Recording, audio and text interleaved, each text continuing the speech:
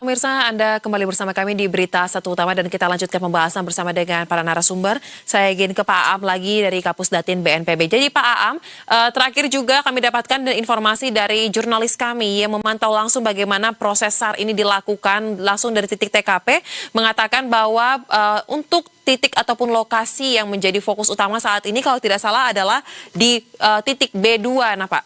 Nah, mungkin bisa disampaikan Pak, apa yang menjadi pertimbangan utama mengapa pengerucutan ini dilakukan di titik B2? Apa saja pertimbangannya?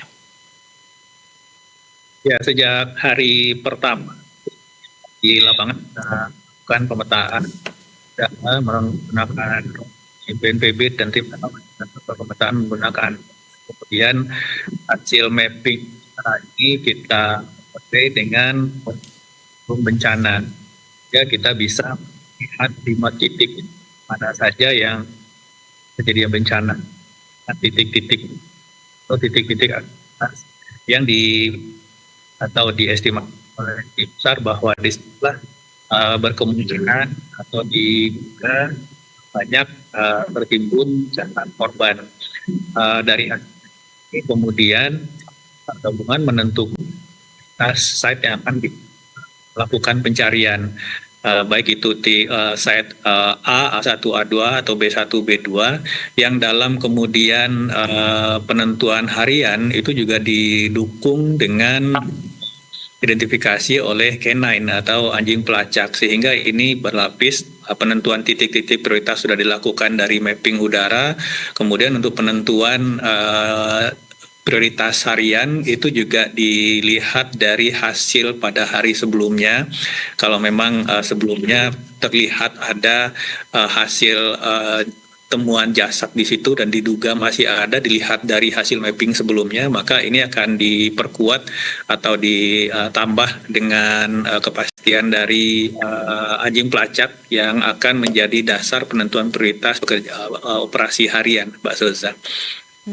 Baik, kurang lebih berarti teknisnya akan melibatkan berbagai perhitungan dan juga aspek ya, sampai anjing pelacak juga akan menjadi salah satu indikator menentukan titik yang akan dijadikan fokus. Nah, kalau begitu untuk sambil menunggu terkait dengan hasil proses SAR ini dilakukan, Pak Asep, bagaimana kondisi warga di pengungsian, Pak Asep? Karena kekhawatiran akan adanya longsor susulan ini tidak hanya kepada warga terdampak, tetapi juga terhadap warga yang katanya ini mereka justru berada di zona hijau, tapi mereka takut sehingga kondisi di pengungsian ini semakin sesak, semakin penuh. Nah, apakah per hari ini sudah ada perbaikan terkait dengan kondisi tersebut dan bagaimana kebutuhan mereka juga disuplai sampai sejauh ini, Pak? Baik, tentunya Ibu dan juga pemirsa, terkait dengan yang mengungsi, betul, yang awalnya itu mulai hari Sabtu itu hanya 115, karena ada satu kekhawatiran, ketakutan, akhirnya masyarakat yang sekitar yang memang merasa ketakutan lari ke tempat posko pengungsian. Nah, kemarin sampai 900 orang. Nah, barusan saya cek, yaitu alhamdulillah sudah turun, yaitu 545 orang. Ini kami menyiapkan para dokter tentunya terkait dengan kesehatan. Alhamdulillah sampai tadi sore ya barusan ini masalah kesehatan masih tertanggulangi.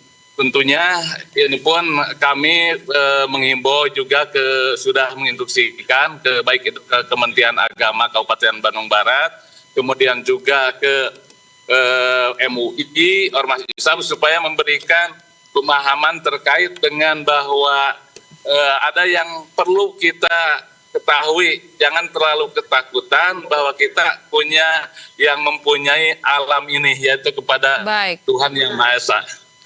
Baik. Nah, kemudian untuk rencana relokasi, Pak, pemerintah pusat kan Wapres juga sudah bilang ini harus menjadi salah satu fokus dari pemerintah. Nah, pertanyaannya apakah sudah ada update mungkin terkait dengan pembahasan lebih lanjut soal relokasi, menentukan lokasinya di mana, pendataan siapa saja yang berhak mendapatkan, ini seperti apa?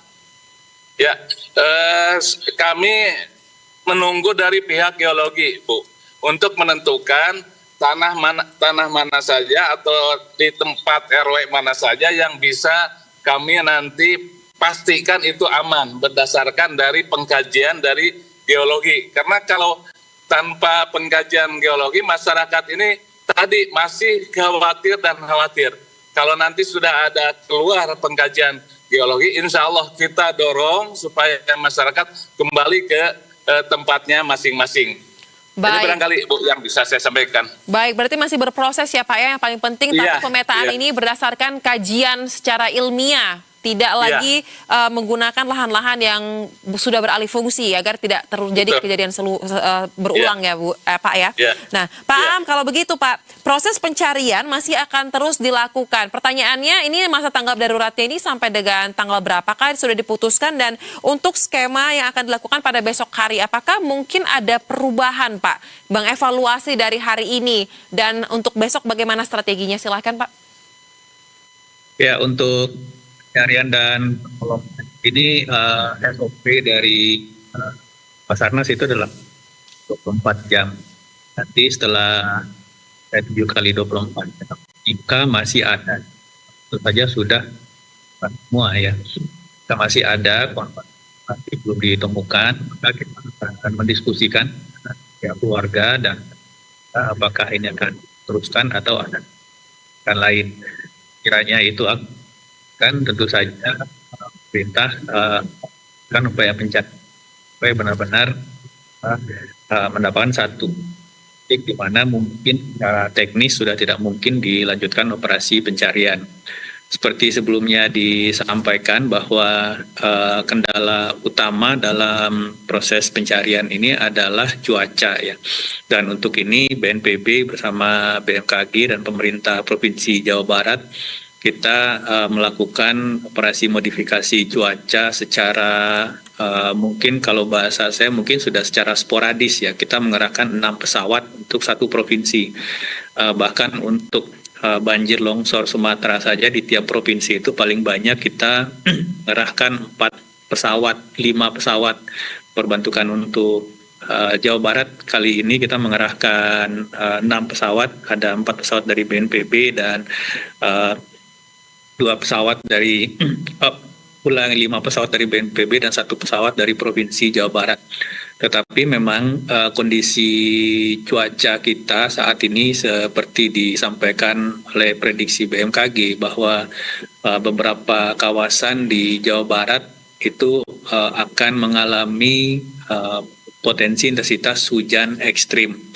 Nah, dengan operasi modifikasi cuaca, potensi hujan ekstrim ini bisa kita tekan sedemikian rupa sehingga tadi disampaikan meskipun hujan, itu turun hujan sedang dan durasi waktunya lebih pendek.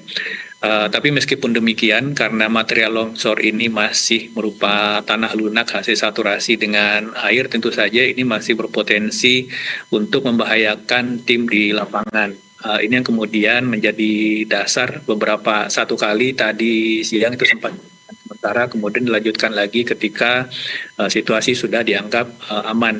Tentu saja BNPB akan terus memaksimalkan operasi modifikasi cuaca ini untuk menjamin aktivitas dan upaya pencarian di lapangan bisa terus optimal dan kita harapkan bisa tuntas dalam 7 kali 24 jam pertama ini, Mbak Suzan. Baik.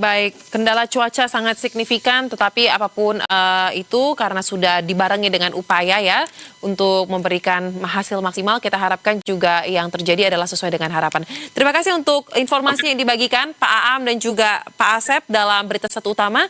Kita kawal terus proses ini. Salam sehat, selamat kembali beraktivitas. Terima kasih. Assalamualaikum. Waalaikumsalam.